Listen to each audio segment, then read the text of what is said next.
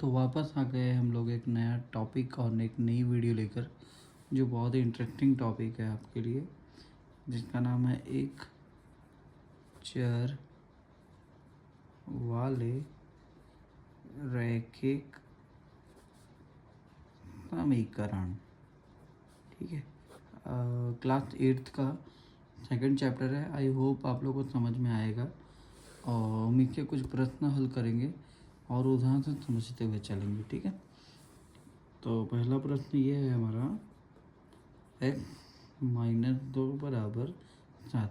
हाँ, यदि आप इसका एक्सप्लेनेशन जानना चाहते हैं तो आप मेरी दूसरी वीडियो देख सकते हैं, जिसमें मैंने पूरा एक्सप्लेन किया है कि x क्या है, y क्या है और हम कैसे माइनस कर सकते हैं, क्या कर सकते हैं। इसके टर्म्स एंड कंडीशन सब आप पिछली वीडियो में देख लिए हो।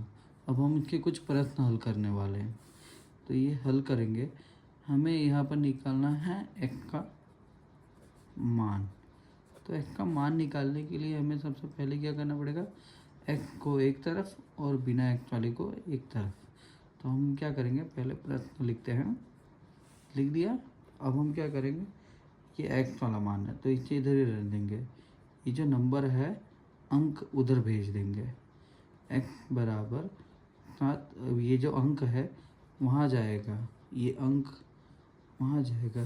तो आपको मैंने ऑलरेडी बताया है, माइनस जब वहाँ जाता है तो क्या हो जाएगा, प्लस, और जब प्लस वहाँ जाता है तो माइनस। तो यहाँ पर ये माइनस में था तो वहाँ जाकर क्या हो जाएगा, +2। x बराबर 7 + 2 कितना हो जाएगा, 9।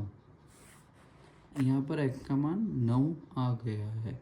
अब हमारा दूसरा प्रश्न है, y + 3 बराबर 10। अभी बेसिक प्रश्न चल रहे हैं, फिर धीरे धीरे लेवल इसका हार्ड होते जाएगा। पहले आप अपना बेसिक क्लियर करिए, फिर हम हार्ड वाले पे जाएंगे। y + 3 बराबर 10, यहाँ से शुरू होता है। दोनों पक्षों में क्या है, हमें पहले 3 उस तरफ ले जाए, क्योंकि हमें मान किसका निकालना है, y का। यहाँ पर क्या है, y का मान ज्ञात करना है। हाँ, तो हम क्या करेंगे, y को यहीं रहने देंगे और उसके साथ जो 3 अंक में वो उधर चले जाएगा। ये अभी मैंने बताया, माइनस होगा तो प्लस और प्लस होगा तो माइनस। ठीक है, तो ये प्लस वहाँ जाएगा, माइनस हो गया, प्लस वहाँ गया तो 3 है तो माइनस हो गया 3, माइनस में y बराबर कितना जाएगा, 7। आइए थर्ड क्वेश्चन देखते हैं, इसी प्रकार से और भी है। ठीक है, तीसरा प्रश्न ये है, 6 बराबर z + 2। 6 बराबर z + 2। अब हमें ये हल करना है, तो हम क्या करेंगे, पहले प्रश्न लिखेंगे। अब देखो यहाँ पर जो अभी तक हमने क्या निकाला, x निकाले, y निकाला। अब यहाँ पर है z का मान ज्ञात करना, मान ज्ञात करें, z का मान ज्ञात करना। ठीक, तो z यहीं रहने दो, जो 2 है इसके साथ वो यहाँ ट्रांसफ़र कर दो बराबर के यहाँ पर। तो जैसे एज यूजुअल मैंने बताया, प्लस माइनस, माइनस का प्लस, उसी वजह से भी ये 2 यहाँ आ जाएगा। पहले तो प्लस उधर भेजो, माइनस हो गया, 2 आएगा तो 2 जेड रहेगा। अब जेड चाहे यहाँ रखो चाहे वहाँ रखो, तो जेड बराबर 6 में से 2 गए 4। तो यहाँ पर भी जेड का मान आ गया 6, जेड बराबर 4। इसी प्रकार से हम चौथा प्रश्न करेंगे।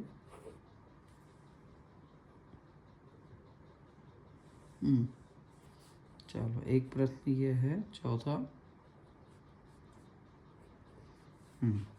चलो, अब अभी तक हमने चिन्ह का देखा। ठीक है, अब हम थोड़ा इसे भी जान लेते हैं कि यदि गुणा में हो तो भाग हो जाता है और भाग में होगा तो गुणा में हो जाएगा। तो जिस हिसाब से यहाँ पे t/5 बराबर 10, यहाँ पर टी के बटे में था 5, यानी भाग में था, यानी ये चीज़ भाग में है, टी के भाग में 5 है, तो 5 को उधर भेज देंगे तो भाग में रहेगा, तो क्या हो जाएगा गुणा, यानी टी बराबर 10 गुणे 5, टी बराबर 10 गुणे 5, और जब 10 का गुणा 5 में होगा तो 50, यानी टी बराबर कितना आ गया 50। यहाँ पर टी का मान ज्ञात करना था, टी बराबर कितना है 50। इसी प्रकार से हमारे सारे प्रश्न हल हो चुके हैं। और भी प्रश्न हल देखना है तो आप अगली वीडियो में जा सकते हैं।